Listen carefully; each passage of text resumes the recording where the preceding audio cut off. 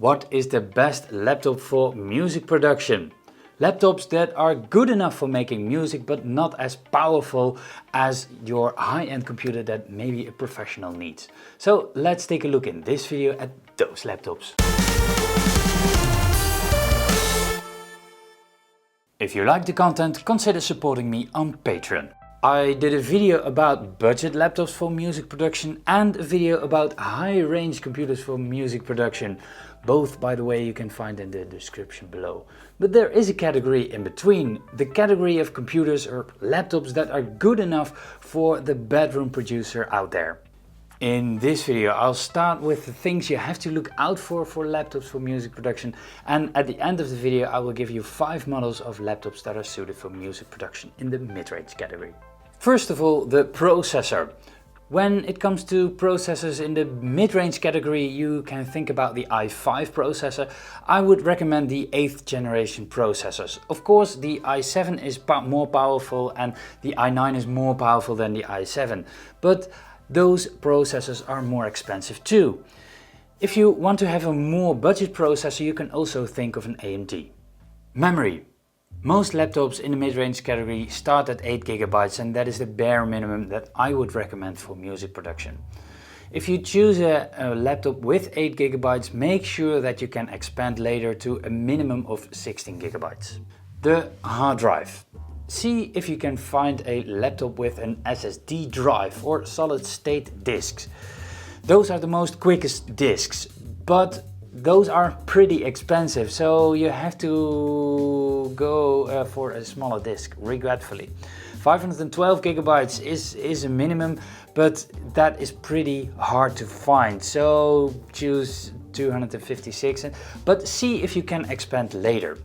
If you go for a spinning magnetic bladder hard drive, which is slower but is a possibility, make sure that you have the 7200 RPM drive.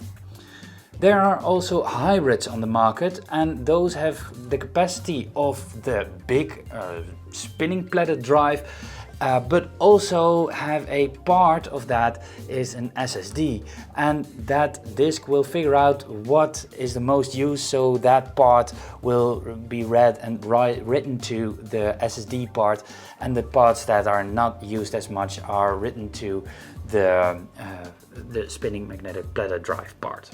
Then the operating system. A lot of laptops have Windows 10 on them, but there are a couple of laptops that have Windows 10s.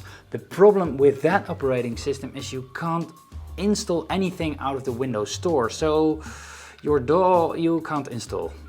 Then the screen. Well, 17 inches preferred, but regretfully that is not an option in the mid-range category. So I would say choose for a 15-inch monitor, but make sure that you have an external connection via HDMI so you can hook up an external monitor. But if you choose a 15-inch, well, it is recommended that you choose for an ultra-wide screen, so you have more screen estate on your screen. I have compiled a blacklist of brands whose priority isn't the build quality or isn't the guarantee handling, but they also may have some latency issues or some overheating issues. Items on that blacklist are MSI, Acer, Lenovo, no mistake, Lenovo, Samsung, Medion and the Chromebook of Google, and Dell, and especially the XPS and the Inspiron series due to latency problems. When there is a blacklist, there's also a whitelist, and on that list are HP, especially the EliteBook series, ASUS, Microsoft with the Surface series, Apple, Toshiba and the Dell Alienware series. 5 models that have good specs to be music production computers. I placed links to those laptops to Amazon, and those are in the description below. Those are affiliate links, so I get a little bit of money when you buy something on Amazon. This helps to support the channel. The first model on my list is an ASUS laptop, to be precise the S510UQ BQ520T, with an Intel processor, an i7 of the 8th generation, 4 cores, 1.8 GHz, 8 GB of memory, 256 GB SSD, a 15-inch monitor, and it has an HDMI connection. Model number 2 on my list is also an ASUS, the S510UQ BQ178T. T, which has an i7 processor of the 7th generation, so that's a bit old, with 2 CPU cores, 2.7 GHz, 8 GB of memory, 256 GB of SSD, a 15-inch monitor, USB-C connection and a regular USB connection, HDMI. Number 3 on my list is the ASUS, the FX504G MEN150T with an i7 processor of the 8th generation, 6 cores, 2.2 GHz, 8 GB of memory, 1 TB of hybrid hard drive and a 15-inch ultra-wide monitor, USB and HDMI.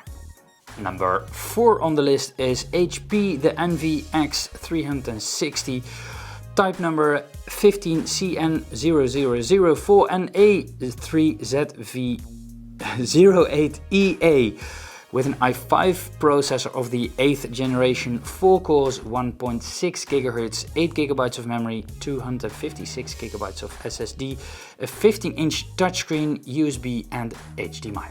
And last but not least, also an HP notebook, and that notebook is also a HP NV360, but another type, 15BP102NA2PH07EA with an i7 processor of the 8th generation, 4 cores, 1.8 GHz, 16 GB of memory, 256 GB of SSD, a 15-inch touchscreen, USB and also HDMI.